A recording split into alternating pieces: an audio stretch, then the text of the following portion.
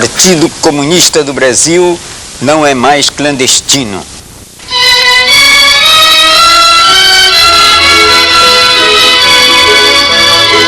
E a presença do partido na televisão, foi na televisão. A presença do Partido Comunista do Brasil na televisão, num programa de 1 hora, revela que alguma coisa mudou em nosso país. E o povo brasileiro? O povo brasileiro conquistou na praça pública, na caminhada memorável de 1984, a liberdade tão ansiada. Se caiu, caiu. Caiu o regime de arbítrio, iniciou-se a transição democrática. O Partido Comunista do Brasil, com 64 anos de existência, tornou-se legal. E hoje pode dirigir-se à nação através de uma cadeia nacional de TV. O partido tem. O partido tem propostas concretas e viáveis. O Partido Comunista do Brasil está certo de que as ideias que apresentamos concordam com os sentimentos e as aspirações da grande maioria dos brasileiros. O que pretende, na atualidade, o Partido Comunista do Brasil? Pretende, em síntese, acabar com a expoliação do Brasil pelo capital estrangeiro, extinguir o sistema arcaico e injusto do latifúndio, conquistar um regime político efetivamente democrático, um governo representativo das forças progressistas da nossa pátria. Estas 3 questões fundamentais resumem o programa de ação imediata do Partido Comunista do Brasil, registrado no Tribunal Superior Eleitoral. Nosso partido, Partido Comunista do Brasil, fundado em 25 de março de 1922, tem sido perseguido permanentemente. Sua verdadeira fisionomia não pôde ser difundida em larga escala. Por isso, há muitos preconceitos sobre os comunistas, muitos equívocos acerca da sua política, muitas incompreensões a respeito de seus objetivos maiores. Contudo, os pontos de vista do Partido Comunista do Brasil encontram ressonância em consideráveis parcelas da população brasileira. A legalização do partido foi e é necessária, e a contribuição do partido para a democratização do país é imprescindível. O partido não apenas se configura como uma proposta de marxistas-leninistas, mas uma proposta de que esta vanguarda vê como fundamental a solução de todos os problemas dos oprimidos, dos discriminados, dos negros, dos índios, de todos aqueles que na sociedade brasileira, por um processo centenário, foram marginalizados da participação, dos privilégios ou dos direitos da sociedade civil. Vamos expor esta noite o que pensamos com relação ao presente e ao futuro do nosso país e do nosso povo. Devo, mas nego porque pagar, não posso. E os governos da ditadura. Os governos da ditadura militar foram governos de entreguismo e traição nacional. Contraíram uma dívida de mais de 100 bilhões de dólares, que tantos sofrimentos tem causado à classe operária e aos trabalhadores. E o atual governo, por pagá-la com a fome do povo, submete-se aos interesses dos banqueiros internacionais. O PCdoB tem uma proposta patriótica e corajosa. Defesa dos interesses nacionais com a liquidação de todas as formas de expoliação estrangeira. Suspensão do pagamento da dívida externa e o congelamento dos respectivos juros, a fim de permitir à nação superar as dificuldades que atravessa e retomar plenamente seu desenvolvimento econômico independente. O país não pagará dívidas usurárias e espoliadoras, arbitrariamente contraídas e lesivas à economia nacional. Entre as muitas dificuldades que nós temos uma que é fundamental. O Brasil é um Brasil rico, com um povo trabalhador, mas um Brasil endividado. Todo o nosso trabalho que nós desenvolvemos é canalizado e direcionado para pagar apenas a despesa desta dívida de 100 bilhões de dólares. Hoje, o Brasil paga em torno de 1 bilhão de dólares por mês. Não sei se também o telespectador é capaz de imaginar quanto seja 1 bilhão de dólares. Mas vamos exemplificar porque isto facilita para que se compreenda melhor. Se nós pegássemos e aplicássemos na construção de casas populares, nós teríamos condições de construir uma casa popular a cada 9 segundos. Imaginem vocês o que seria isto. Resolveríamos em pouco tempo o problema da habitação? E não é só o que se geraria de empregos. Mas se ainda não ficou bem claro, entende? Se nós pegássemos a despesa da dívida que nós pagamos todos os meses e aplicássemos, vamos supor, na educação, que é um problema sério no Brasil, nós ampliaríamos a rede, né, de educação, criando uma vaga por segundo para as crianças, para o povo brasileiro. Olha, eu acho que isto é um problema sério. Entende? O povo brasileiro trabalha quase que exclusivamente para pagar esta dívida. Cada cidadão, você que está aí sentado, a sua esposa que está ao seu lado, o seu filho, cada cidadão hoje paga por mês 130 cruzados da dívida.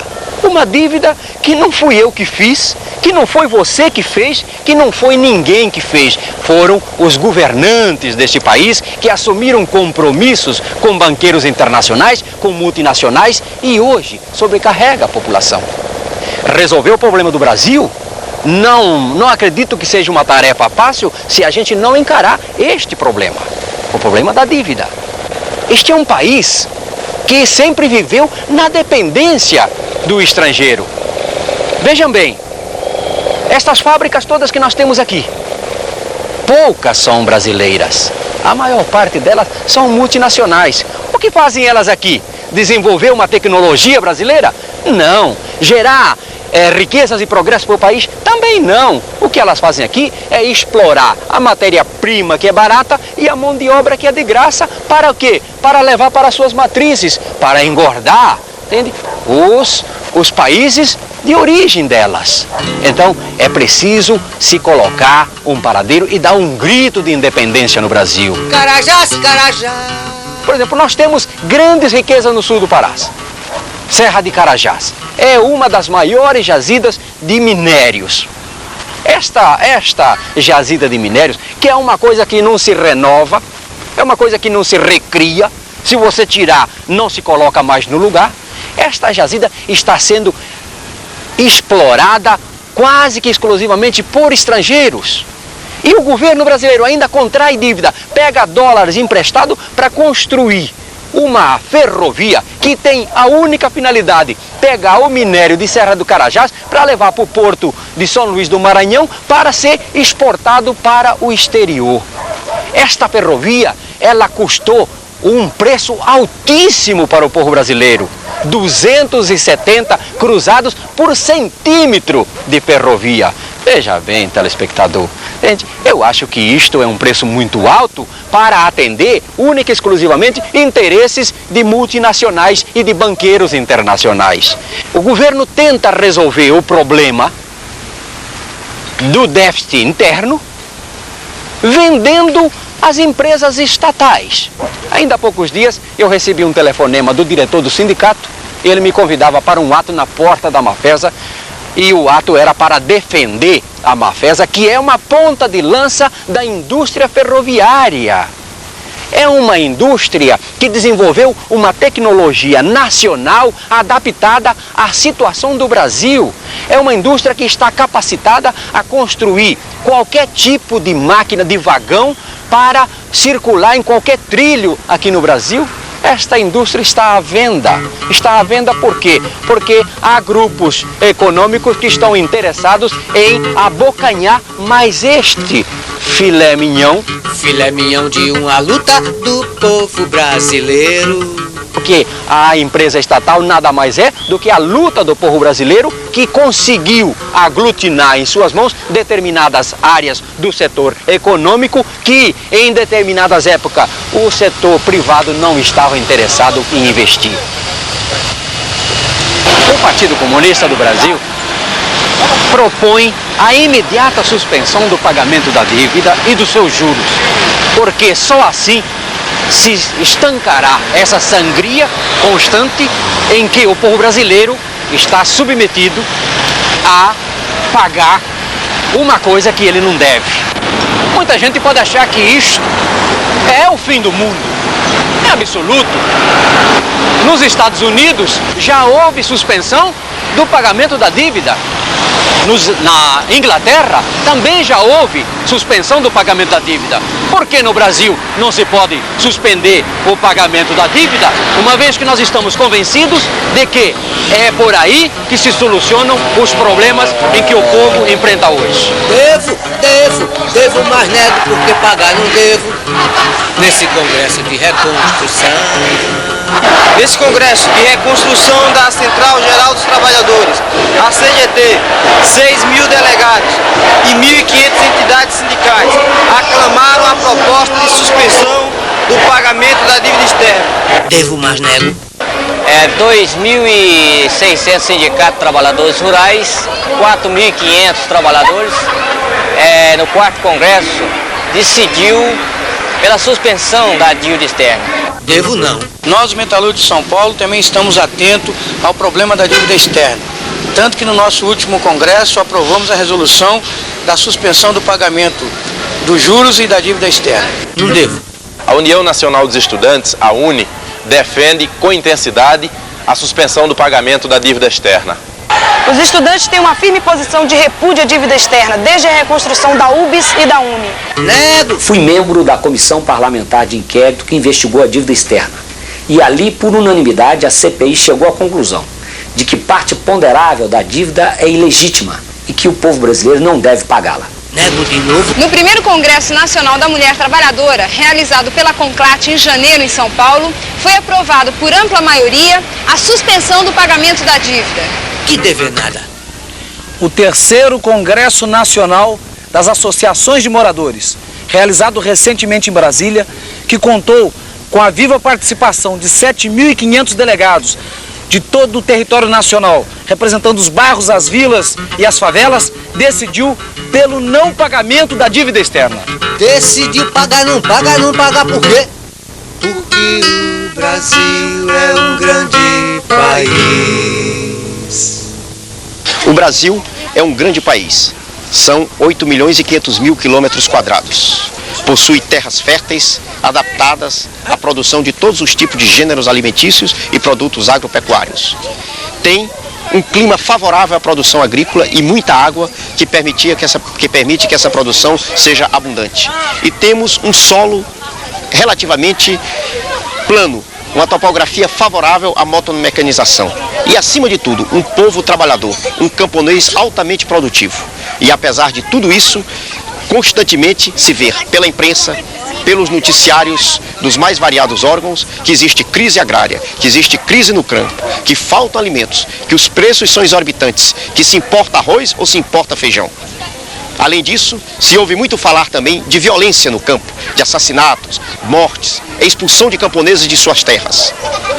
Fala-se muito também do êxodo rural, o inchaço das grandes cidades. São Paulo, Porto Alegre, Fortaleza, são exemplos disso. No Brasil, Tudo isso tem uma causa fundamental. Tudo isso tem uma causa básica, é exatamente a existência do latifúndio, a existência de grandes fazendeiros que concentram em suas mãos imensas porções de terras.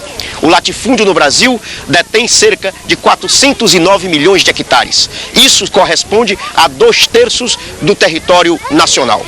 342 superlatifundiários detêm cerca de 47 milhões de hectares, uma área superior à do estado de São Paulo, ou ao do estado do Maranhão, ou do estado do Rio Grande do Sul.